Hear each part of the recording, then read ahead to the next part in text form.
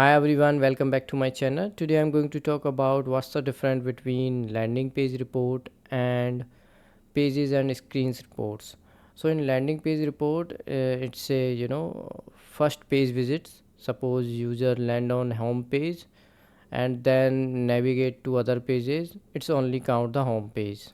But in pages and screens reports, you will see more visits here, more users here, because if user landed on home page and then navigate to blog page and then come back to home page, then it will count 2, but in landing page it will count it 1.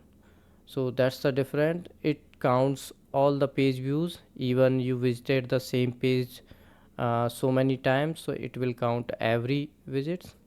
And in landing page it will count only the first visit. So first time if user land any page, it will be counted in this reports. You can add filters here. Suppose I want to see for device, I can add, or you can say country.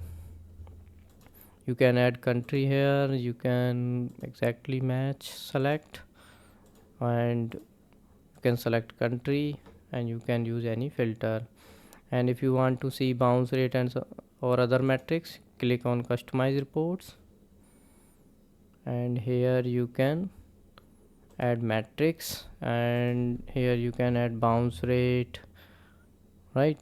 Or you want to add new users, you can add new users, apply and save. So this is how you can customize your existing report.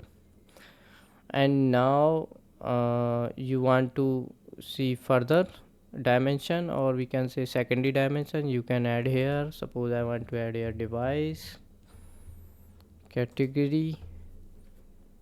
So here you can find device wise data along with page path and screen. I hope you liked the video.